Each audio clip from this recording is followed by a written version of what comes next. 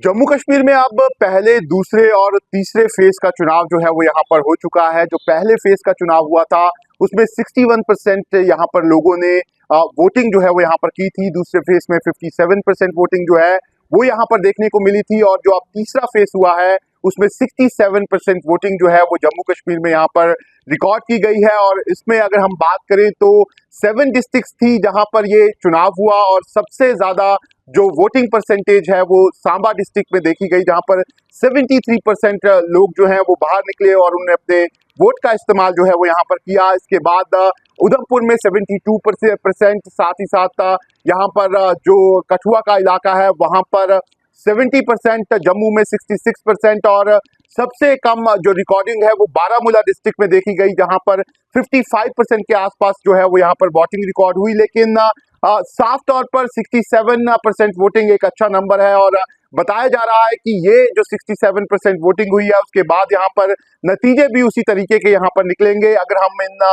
40 सीटें जो यहाँ पर विधानसभा की थी जिसपे कल यहाँ पर चुनाव हुआ उसकी बात करें तो ये जो जम्मू कश्मीर में यहाँ पर जो चुनाव हुआ है उसमें सबसे महत्वपूर्ण सीटें जो है वो यही हैं। और बताया जा रहा है कि इसमें जो भी पार्टियां यहाँ पर सबसे ज्यादा सीट लेगी उनका कहीं ना कहीं जो जम्मू कश्मीर में यहाँ पर सरकार बनेगी उसमें एक महत्वपूर्ण रोल जो है वो यहाँ पर कहीं ना कहीं होगा। और अगर हम बात करें इन 40 सीटों की तो इन 40 सीटों में से 24 सीटें जो थी वो जम्मू की थी, और साथ ही साथ जो 16 सीटें थी वो यहाँ पर कश्मीर की थी। और जम्मू की जो 24 सीटें थी इसमें सीधा मुकाबला यहाँ पर कांग्रेस और बीजेपी के बीच यहाँ पर था। लेकिन अगर हम 2014 के चुनावों की बात करें तो ये जो 24 सीटें थी इसमें से ज्यादा सीटें यहाँ पर बीजेपी ने यहाँ पर जीती थी। लेकिन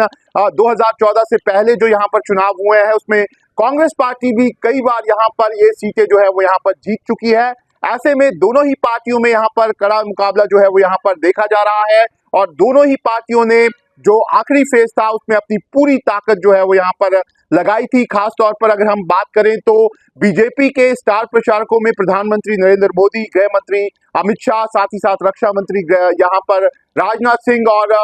यूपी के यहाँ पर सीएम योगी आदित्यनाथ जैसे बड़े नेताओं ने यहाँ पर प्रचार किया है। इसके साथ ही साथ बीजेपी ने डोर टू डोर कैंपेन जो है वो भी यहाँ पर जम्मू के अलग अलग जो भी डिस्ट्रिक्ट्स हैं वहां पर किया है, ताकि वो ज्यादा से ज्यादा सीट जो है वो यहाँ पर जीत सके। लेकिन दूसरी तरफ से अगर हम बात करें तो कांग्रेस पार्टी ने भी अपने प्रचार में किसी तरह की कमी यहाँ पर नहीं की है।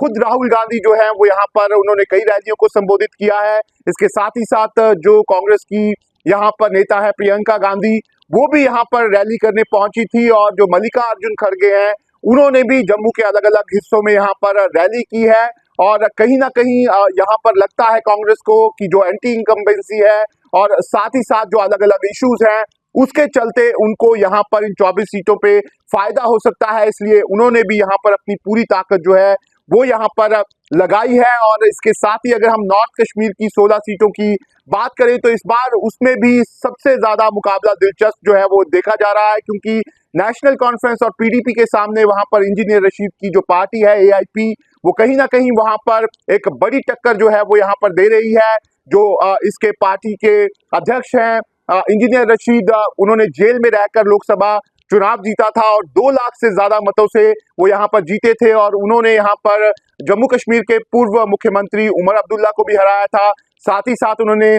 यहाँ पर सज्जाद लोन को भी लोकसभा चुनाव में हराया था। और हाल ही में उन्हें यहाँ पर जेल से जो है इंतरिम बेल मिली थी, उसके बाद वो यहाँ पर अपने इलाके में पहुंचे थे और उनने अच्छा खासा प्रचार जो है वो नॉर्थ कश्मीर के इलाके में यहाँ पर किया है। इंजीनियर रशीद पहले लांगेट सीट से यहाँ पर चुनाव मैदान में उतरते थे विधानसभा में, लेकिन इस बार उनके भाई जो है वो यहाँ पर चुनाव मैदान में है। और इसके साथ ही उनकी पार्टी जो है वो नॉर्थ कश्मीर की सारी सीटों पे यहाँ पर चुनाव लड़ रही है। ऐसे में इस बार ये मुकाबला जो है वो भी यहाँ पर काफी दिलचस्प नजर आ रहा है। 16 सीटों पे लांगेट सीट जरूर यहाँ पर इंजीनियर रशीद हमेशा जीतते आ रहे हैं, लेकिन इस बार एआईपी को लगता है कि वो नॉर्थ कश्मीर से और भी ज्यादा सीटें जो है वो यहाँ पर निकाल सकती हैं। ऐसे में ये जो 40 सीटें हैं इसका जो गणित है कहीं ना कहीं वो जम्मू कश्मीर में जो नई सरकार बनेगी उसमें एक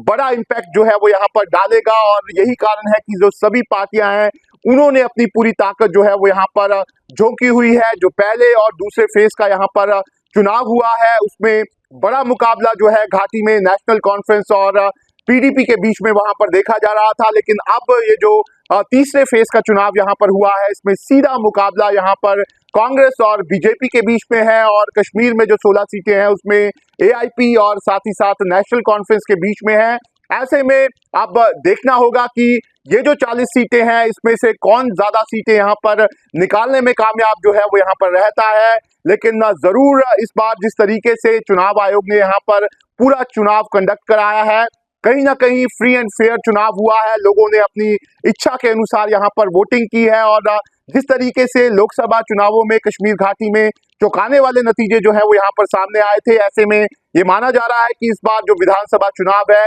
इसमें भी चौंकाने वाले नतीजे सामने आ सकते हैं, क्योंकि बड़ी तादाद में यहाँ पर इंडिपेंडेंट कैंडिडेट जो है वो चुनाव मैदान में है। इसके साथ ही साथ यहाँ पर हुर्रियत और जमात के कई लीडर जो है वो भी चुनाव मैदान में है। ऐसे में इस बार जो ये सीटें हैं उसमें कई बदलाव जो है वो यहाँ पर देखे जा सकते हैं, लेकिन जरूर ये जो 40 सीटें हैं इसमें से जो ज्यादा सीटें यहाँ पर निकालेगा वो कहीं ना कहीं जम्मू कश्मीर की जो अगली सरकार बनेगी उसमें यहाँ पर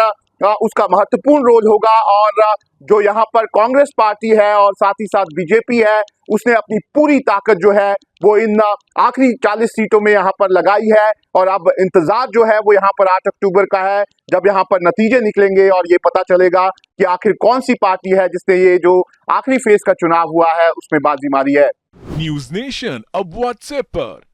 खबरों की ताजा अपडेट के लिए न्यूज नेशन के इस क्यूआर कोड को स्कैन करें।